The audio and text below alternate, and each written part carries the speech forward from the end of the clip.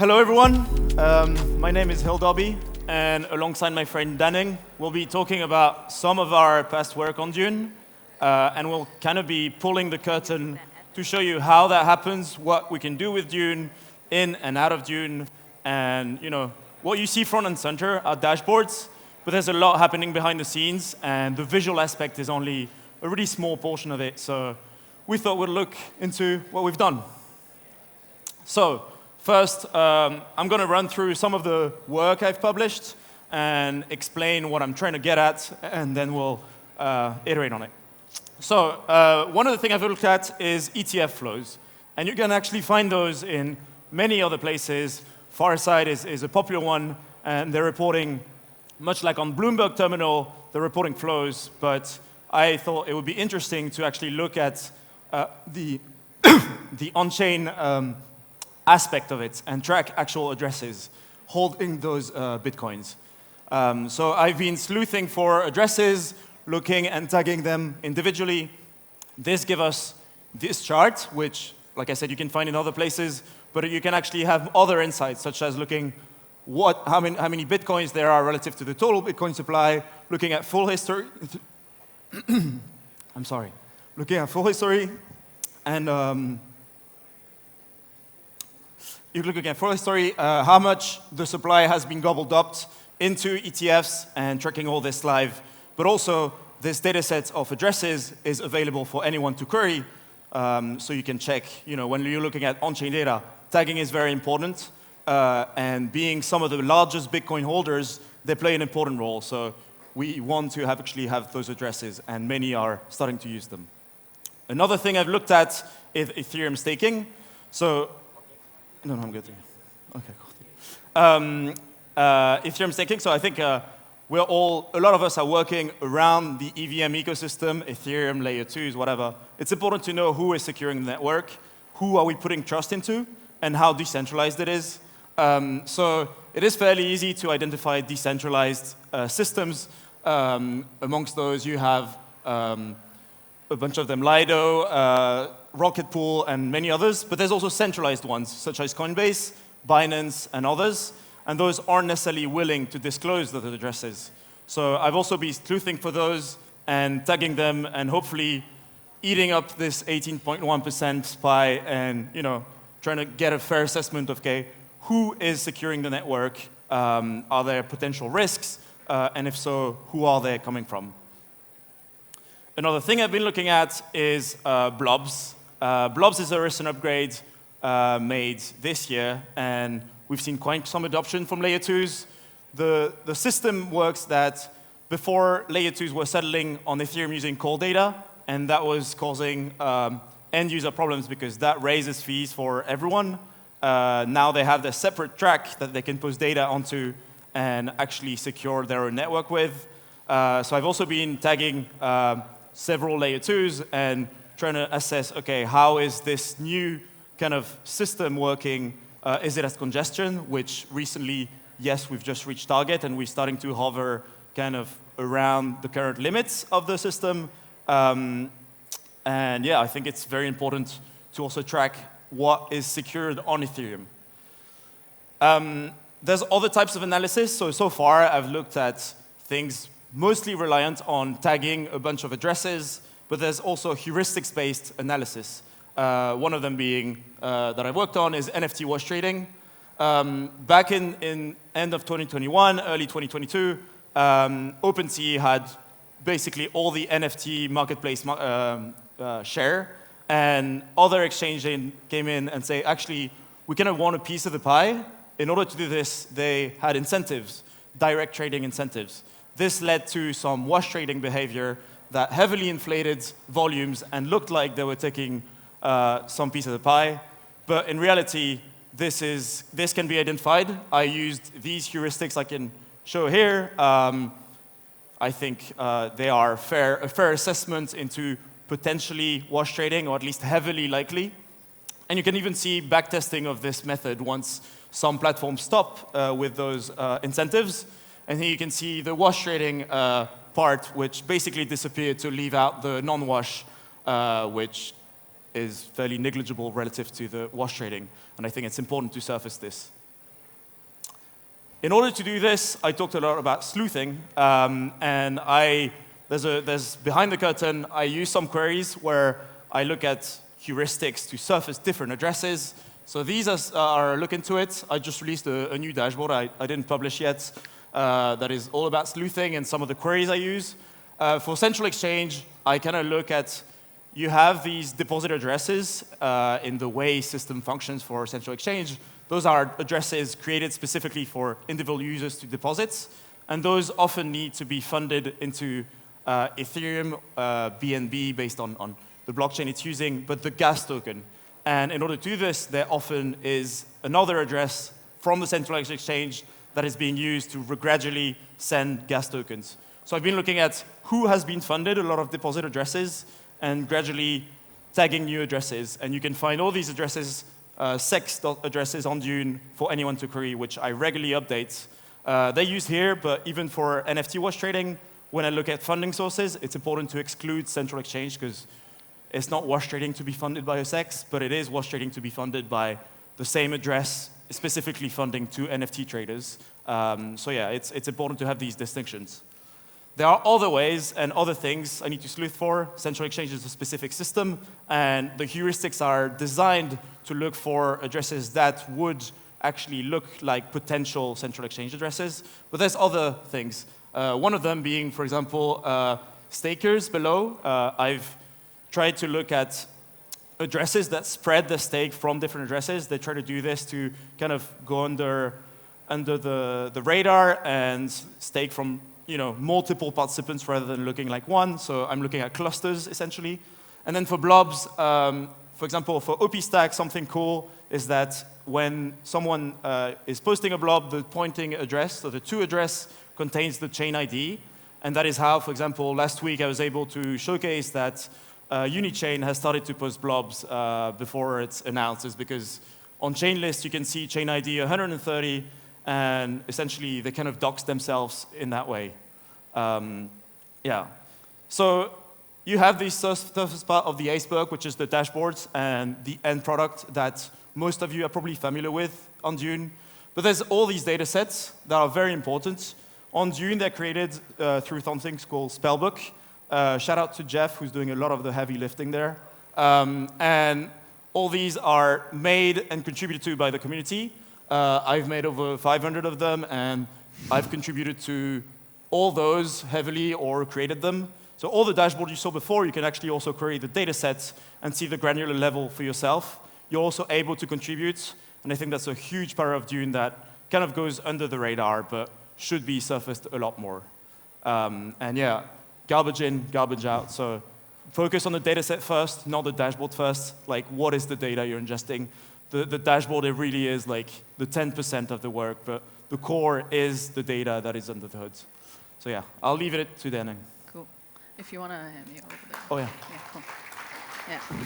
So besides all these amazing data sets and curated by the wizards using their tag or heuristics, few other things I want to highlight that you can do on Dune is that this, for example, community uploads data set. So for example, here I want to showcase, for example, Flashbots is uploading the mempool data set from a repo we call mempool dumpster that is aggregating across 6 different mempool data sources, uploading it to Dune every day, actually. And what this can make us enable is that, like, on Dune, usually you only have on-chain data sets and the aggregated or extracted semantics on top of the on-chain data set. But with the mempool data set, you can then track beyond what is happening actually before the transaction even touched the chain, right? Many times the transactions are actually going through private mempool. Many times it goes through public mempool. This chart on top, I wanted to show up basically there's actually being a private mempool adoption going on starting from beginning of 2023. In the beginning of 2023, the private mempool transaction percentage daily was around 3 to 5%. And today the number is at 35%. You can track all this data on Dune now just querying this mempool dumpster data by joining that with the on-chain transaction hash. Some other highlights I showed it here is that you can dig so much deeper behind to see why the private mempool is going on like this. It's because a lot of the top block builders are trying to compete for private mempool, acquisition so that they can win the blocks. Here we can see the top 2 block builder in the blue and red dots are having much higher private mempool transactions compared to others. But even more important, besides just the data sets from the community, I want to mention about like what Dune can unlock beyond just the dashboards and data sets. We have seen so many data product sets built by the community. For example, like Wizards Like Coffee, he has a website called gasfees.io that is tracking all the gas fee costs across major L2s. In the beginning of this year, Flashbots also launched a website called orderflow.art, where we tried our best effort using pretty much fully Dune dataset to track what's going on in the routing or basically in the DEX landscape. With pretty much all the on-chain decoded and community upload and spellbook tables, we're able to track the whole life cycle of how user entering from the front end, and then which meta aggregator and solver and mempool did this user's order go through, and did it go through an order flow auction, and to which builder it was landed on chain. On the liquidity view, we were able to track which liquidity providers were able to handle this user's traffic. Was it like a AMM liquidity, or was it like private market makers? Yeah, so we have many insights, including from, you can see a macro view of the whole DEX trading space. For example, this chart is showing that starting from DeFi summer, July 2020, we have seen such an evolution of how the DEX routing space has been changing, starting with only DEX front ends that's basically transacting all the DeFi volume, pretty much through only Uniswap front end and SushiSwap and many other AMMs. Then there's coming up with like aggregators like 1inch, 0x, and many other integrators that's using those API. And then we saw wallet swaps where when MetaMask come up say, hey, we should just like make the swaps actually accessible within the wallet so that user can just one click and swap.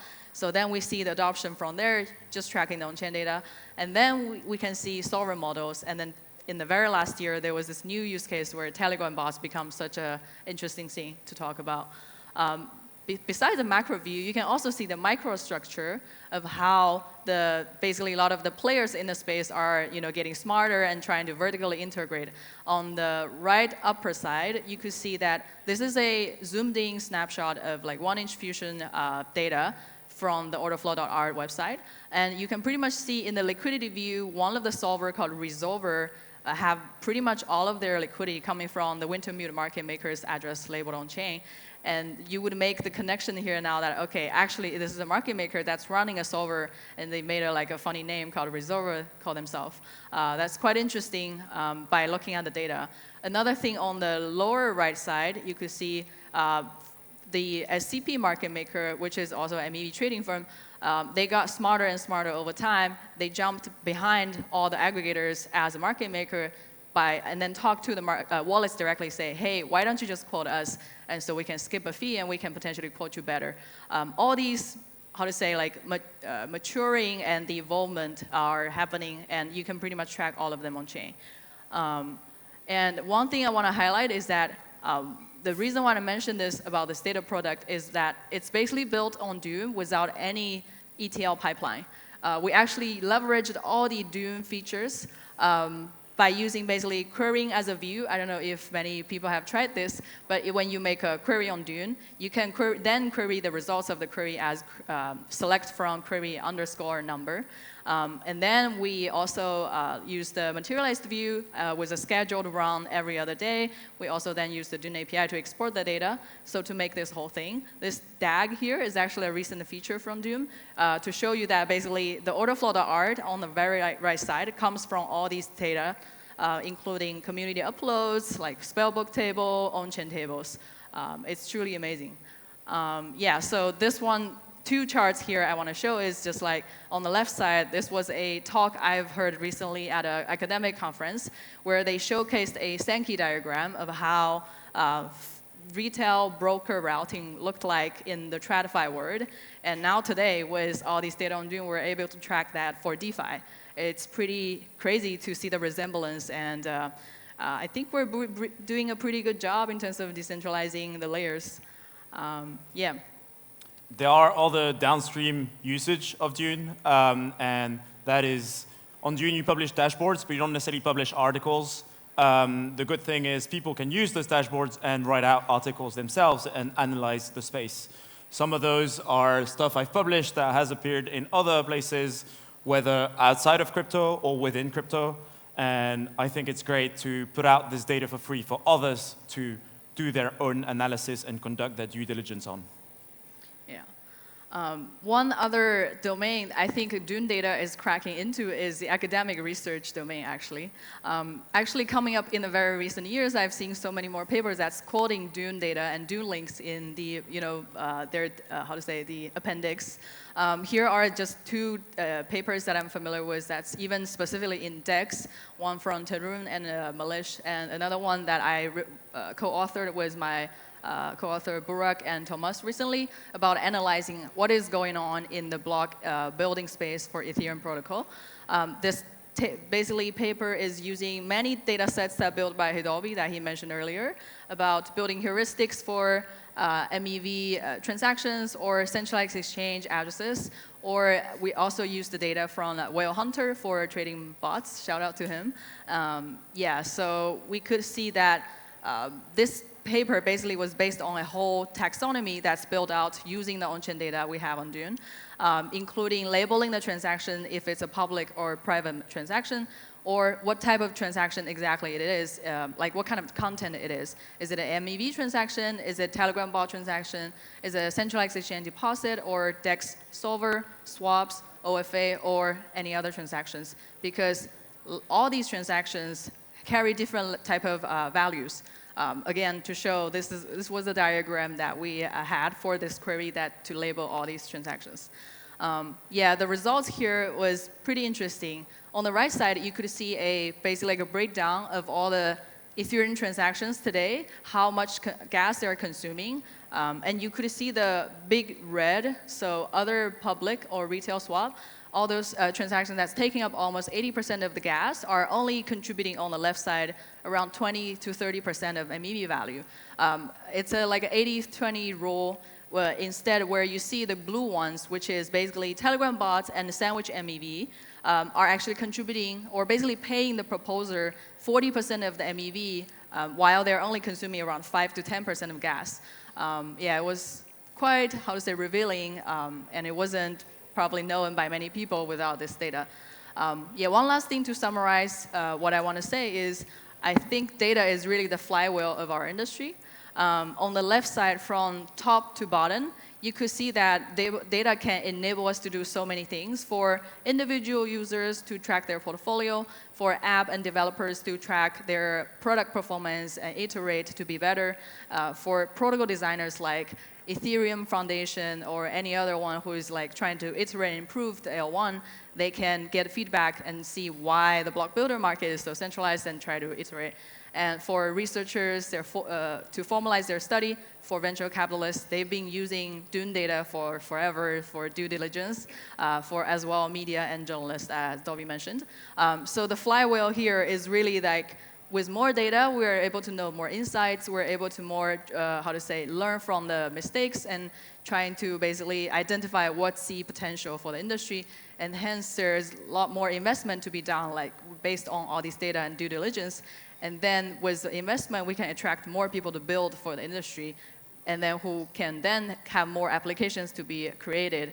Hence, there's more data. So it's a really, I think everyone should give themselves a cheer for all the data we built. Yeah.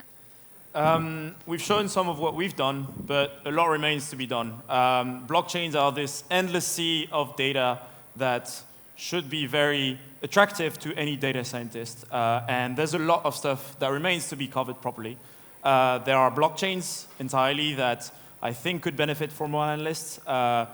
Learning from a different VM is very different. So it's kind of like learning a new programming language, except the definition of what there is also different. An address on Solana doesn't necessarily entail the same thing as on an EVM chain. And we need some experts there. So if you guys want to step up, or if you know someone that could, there's a lot of opportunities. There's also kind of verticals to analyze. Bridges are extremely important, but extremely undersurfaced, I would say, in terms of data. So there's a lot of work to be done. Wallet providers, how much DEX volume is originating from them.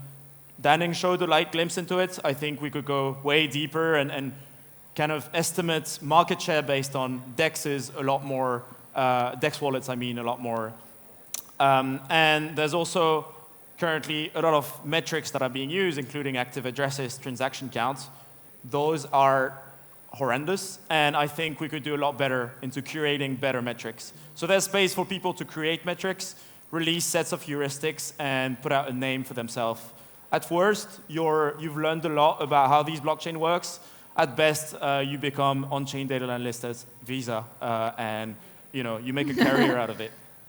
So yeah, you guys can step up. There's a space for so many data wizards. Please come in. We are happy to help. We're always happy to chat if you need any help. So yeah. Now, there's no talk without a bit of shilling. And we have a podcast. So there's 3 of us, Danning and I, as well as Boxer, who is probably somewhere around here and works at Dune. We try to digest on-chain data and look at it, invite some guests that have done prominent work on on-chain data.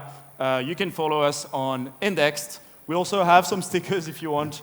Our intern cooked up some great designs. So if you want to come and catch us, we're happy to give some to you. This is one of them. There's 4 of them. If you collect all of them, that's pretty cool. And yeah. Thanks a lot. I hope you appreciated this. And I hope to see you on-chain.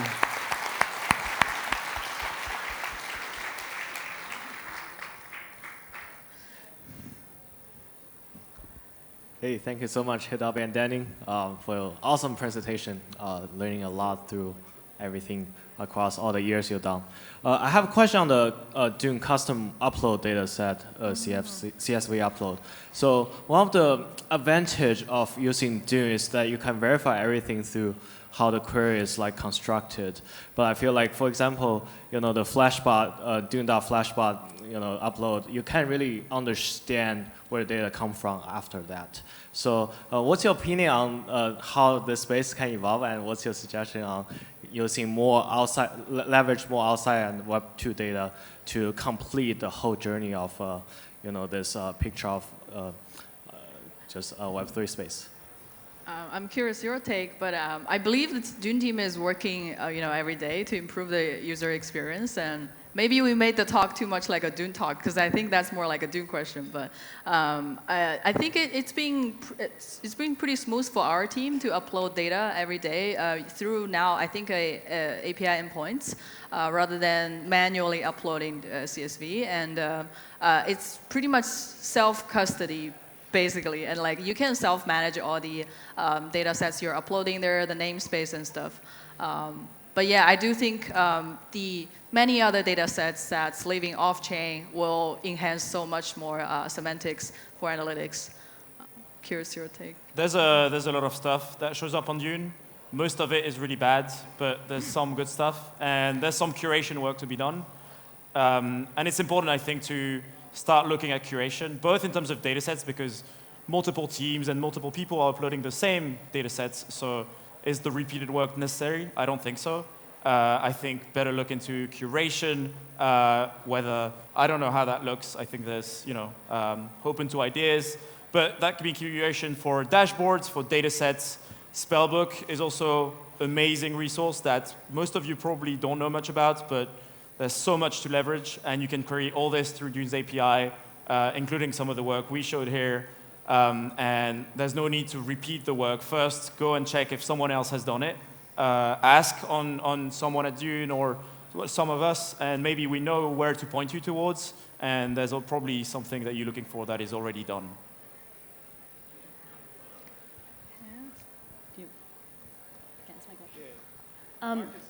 Sorry, I'm all the way in the back here. So you just talked about how we need to curate data more on Dune. One thing I struggle with, and I know several other wizards here struggle with, is really messy, unreliable data sets. I noticed when you guys were giving your presentation, you leveraged certain underlying data sets, like basically very close to tip of the blockchain data. How do you guys go about scrutinizing data sets that you'd like to use? I would say right now, the stars on the dashboards is a pretty good index in terms of the quality. Basically, like the popularity of the dashboards is pretty much the credibility of the data products on Dune. If, for example, I knew nothing about restaking, I wanted to learn about restaking data set, I will search for it and I will find the most popular dashboards and I will see if this person is constantly maintaining it, if there's anything that's going out like timeout or anything that's going unattended, then that's probably not a good sign. So to your question, I agree it's a very important component and right now it's fairly, how to say, subjective and like manual process, yeah. I think this also comes down to curation, but another aspect, which is the underlying data sets. A lot of my work, I create the data set by first looking at protocols that live in this vertical and, okay, maybe doing a transaction so I can see on-chain how that plays out, what is happening, what are the different actions looking like, and either surfacing all events across all protocols in that sector, or maybe it is going to be through heuristics that I can surface those. And there's so much work. It's really hard right now to see the quality of a data set. I think there's things to be done, but that's probably more on Dune's side. Maybe looking at who created the data sets is a really good first insight. Has the guy shared some knowledgeable insights in the past? Has he proven to be reliable? You can also reach out to the person and ask him a few questions. And if you have worked in that vertical, maybe you know the right questions to ask for. What are the considerations he should put into place when creating those data sets? And also, how maintained is it? Is it up to date? Does it include all the data sets, all the protocols, all the chains? Those are contributions that could also come from you. And you could add your own protocol. That's what a lot of teams do, is not necessarily create for a whole vertical, but come and add their DEX protocol to dex.trades or nft.trades. So I think both you can look and curate for yourself, but also contribute. And if you see anything to fix, you're welcome to come and contribute. Yeah, I think both of us are answering that. Basically, right now, it's the social layer that is governing the whole thing. And if one day Dune has some sort of algorithmic kind of way to basically label or rank them, it will then become exploitable. I feel like people will be able to try to farm stars and trying to like basically build some civil kind of farming thing. But then the next step is to how to prevent all that with a rule there. So yeah, I think it's a lot of way to do, a long way to go, and I think it's social right now. Hello. Could you name your most unexpected and interesting discovery while studying the data? Thank you. Most unexpected. Interesting. Well, okay, I want to like maybe just reiterate what I mentioned earlier. Like so for example, Ethereum talks about decentralization all the time, but surprisingly, if you look at the data, it's actually built by 2 block builders. So like we have achieved decentralization at the validator set. Every validator or like a staking pool, they cannot really have more than 33% of a staking share, but guess what? 2 block builder is building more than 85% of blocks. That was a really surprising and actually kind of concerning finding from the data, to answer your question. There was a joke. So you would say the L2s have 1 sequencer, but my chain has 2, which is basically the 2 block builders. Yeah, so that would be my answer. There's one team that I've frequently tagged across all verticals, and that is Coinbase. They appear on blobs, staking, ETFs as being the main custodian. And I wish there was more, they were more transparent in sharing those addresses and sharing this data. They're putting a lot of work in actually trying to hide on chain. They spent a lot of gas, distributing the stake across every address is taking 32 ETH when you could use just one address and that would be so much cheaper rather than transferring in and out. So maybe we can hopefully push them into that direction, into more transparency on chain. I think it's also important. They have their L2, which is extremely important and extremely big in the ecosystem, but they're also a large staker. And I've surfaced 11% of them, but I know there's more, and I'm trying to, see how much there is. I'm estimating probably in the 15% area. But, being such a large actor and such a dominant player in the space, we should really know more about their on-chain actions. Hi, Hildobby. Yeah. I think Dune is one of the best community right now in Web3. And Hildobby, you're just like a rock star in our community. We always appreciate your work, and we build that dashboard beyond your work. So here's a question, and I note interesting features right now. So users can mint the dashboard or some graph, mint an NFT and on Zoro chain, and the graph creator can get some income.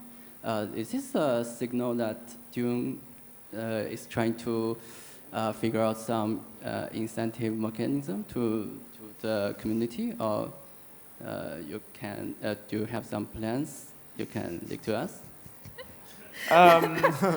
Well, that's a Dune question. But Okay. I think, a lot of this work is done by the community and for the community, but the incentives currently aren't necessarily aligned for, at face value. When I contribute, I don't necessarily get much out of it, but eventually the downstream effects are, I get in touch with teams and I can get a job and I've proven, and this is my CV, but I don't necessarily, get direct revenue when people use my staking data. Hopefully, I think, maybe they're going into a direction where this changes, and if you contribute, you actually get something directly from the platform out of it.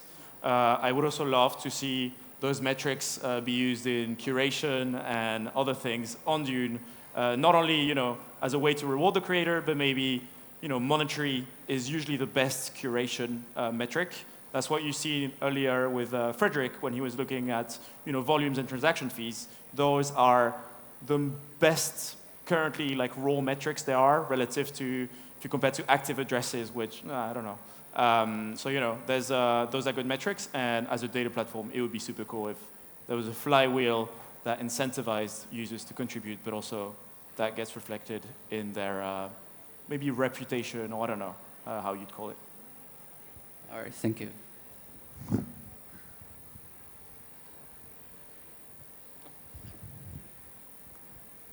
Hi. So now everybody can upload private data, right? What do you think about data poisoning? Data, sorry? Poisoning. So all the data sets I work on, I usually heavily contributed to or created entirely by me. So I try to not poison my own data sets and try to, look at what's fair. But that can happen, and that comes down to the reputation of the person. If I started to poison data sets, eventually that would lead to, my reputation, going down once someone figures it out. So are the incentives there for me to do it? Or is botching my reputation actually not really the best thing to do?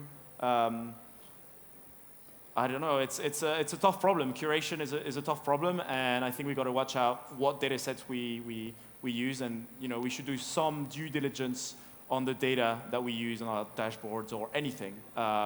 Really know what is going on, and yeah. All right. Thank you. Thank you.